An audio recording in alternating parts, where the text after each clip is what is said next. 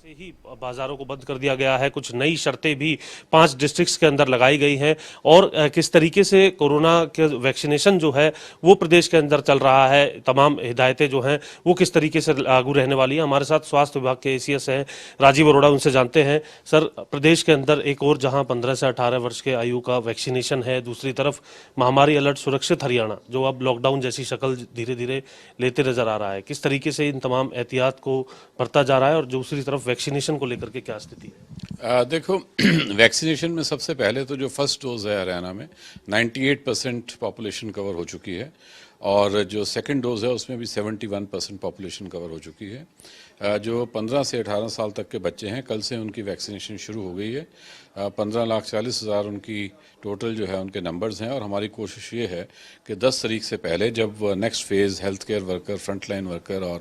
Above 60 की precautionary dose शुरू होगी उससे पहले हम सब्सटेंशियली ये वाला जो ग्रुप है उसको भी कवर करें। जहाँ तक बात है रिस्ट्रिक्शंस की, मैं इसको ये नहीं कहूँगा जो लॉकडाउन की शक्ल लेता जा रहा है, बिकॉज बेसिकली ये एक अच्छी चीज़ है कि इसमें रिस्ट्रिक्शंस दी गई हैं और इन रिस्ट्रिक्शंस के साथ ताकि लोगों की जो एक इकोनॉमिक लाइफ भी चलती रहे और साथ ही साथ वो थर्ड वेव में जो नंबर्स बढ़ रहे हैं उसमें प्रिकॉशन के तौर पर वो भीड़ भाड़ वाले इलाकों में ना जा पाएँ और एक उनको प्रोटेक्शन रहे, उसी की तरफ ये सारी महामारी अलर्ट में जो गाइडलाइंस हैं और जो इंस्ट्रक्शंस हैं वो इशू की गई हैं। थर्ड वेव को देखते हुए क्या तैयारी है अगर बात करें हॉस्पिटल्स के अंदर? देखिए, थर्ड वेव को देखते हैं सेकंड वेव के बाद से ही, क्योंकि सेकंड वेव में जो सबसे ज़्यादा जनरली एक चीज़ आगे आई थी वो ऑक्सीजन की शॉर्टेज के बारे में आई थी। तो ये सेकंड वेव के बाद हरियाणा के जो गवर्नमेंट हॉस्पिटल्स हैं और मेडिकल कॉलेजेस हैं कुल मिला के 84 पीएसए प्लांट्स वहाँ पर लगाए जा चुके हैं, जिसमें पीएम केयर से भी 42 प्लांट्स हैं और बाकी हमारे सीएसआर से हैं। और इसके अलावा जो हमारे प्राइवेट हॉस्पिटल्स अबव 50 बेडेड हैं उनमें भी इन एडिशन टू जो पहले उनके अरेंजमेंट्स थे वहाँ पर भी पीएसए प्लांट कंपलसरी कर दिए गए थे और 54 प्लांट्स वो भी लग चुके हैं। बहुत मात्रा में हमारे पास oxygen concentrators, B type cylinder, D type cylinders, similarly LMO tanks, ये सब चीज़ें जो हैं ये चीज़ें मुहैया करवाई गई हैं और इसके साथ ही साथ जो वेंटिलेटर्स हैं, बाईपैप, सीपैप, ये सभी जो इंफ्रास्ट्रक्चर है वो हॉस्पिटल्स में उनको स्ट्रेंथन किया गया है। सर, जो टोसिलीजुमैब या रेमडेसिविर जिस तरीके से पहले सेकंड वेव में हमने देखा काफ़ी ज़रूरत थी, इसमें इन दोनों वैक्सीन के अलावा कोई ऐसा इंजेक्शन है जिसकी ज़रूरत है और उसको पहले से ही एहतियात के तौर पर उसका प्रबंध? देखो, इस टाइम पे रेमडेसिविर तो पर्याप्त मात्रा में हमारे पास उपलब्ध है। टोसिलीजुमैब भी जो है वो हमारे पास उसकी अवेलेबिलिटी है, अभी उसकी कोई ज़रूरत नहीं पड़ी है, इन दोनों की बहुत ज़्यादा ज़रूरत नहीं पड़ी है। लेकिन कई नए ड्रग्स भी जो हैं वो मार्केट में आ रहे हैं, उनको भी हम उनकी एफिकेसी और वो देखते हुए जैसे जैसे वो भारत सरकार के द्वारा अप्रूव हो रहे हैं और डिमांड के बेसिस पे हम उनको भी प्रोक्योर करने की कोशिश कर रहे हैं। सर, होम डिपार्टमेंट भी आपके पास है, तो कोरोना के नियमों की पालना के साथ साथ कई जगह लोग विरोध भी कर रहे हैं, जो मार्केट खासतौर से जो बंद करी है, व्यापारी लोग जो है खासतौर से विरोध करते हैं। देखो, ऐसे है कि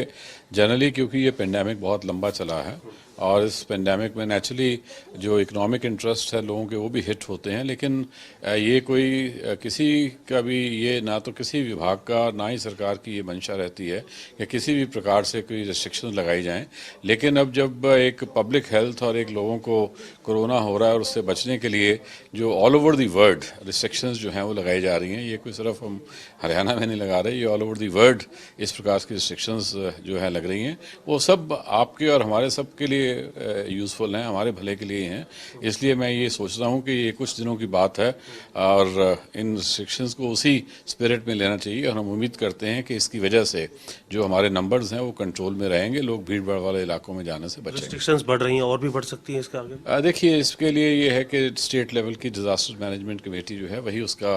व्यू लेती है और इसको जो सिचुएशन है उसके ऊपर नज़र सबकी बनी हुई है। एज एंड व्हेन रिक्वायर्ड होगा रिस्ट्रिक्शंस को बढ़ाना या कम करना, ये स्टेट लेवल कमेटी के द्वारा। इससे इधर एक सवाल और है, आज 3 बजे एक बैठक भी है गृह मंत्री जी के साथ आपकी, जिसमें जो सीमावर्ती जो इलाके हैं या पंजाब के अंदर जो सिख मिलिटेंसी है उसको लेकर के खासतौर से जो चर्चा जो है वो रहने वाली है। इसके अलावा अन्य विषय भी हैं, लेकिन इसमें नहीं, देखिए बेसिकली जो वो लेटर ये है कि पीछे एक कंट्री वाइड जो हमारे डायरेक्टर जनरल ऑफ पुलिस हैं उनकी एक एनुअल कॉन्फ्रेंस होती है। तो एनुअल कॉन्फ्रेंस में माननीय प्रधानमंत्री जी, गृह मंत्री जी, वो लोग सब जितने भी डीजी लेवल के ऑफिसर्स हैं उनको वहाँ एड्रेस करते हैं और वहाँ पर जो इश्यूज सारे डिस्कस होते हैं, आज माननीय गृह मंत्री उन सभी इश्यूज के ऊपर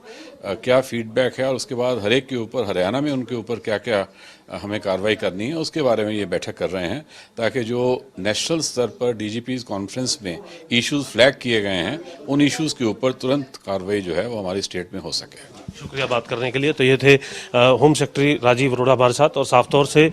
कई जो विषय हैं उन पर अपनी बात उनकी तरफ से रखी गई, कोरोना को लेकर के किस तरीके से सरकार काम कर रही है और इसी के साथ साथ उसकी पालना को लेकर के क्या कुछ कदम उठाए जा रहे हैं। बहुत शुक्रिया जितेंद्र, पूरी बातचीत आपने की और जानकारी भी दी।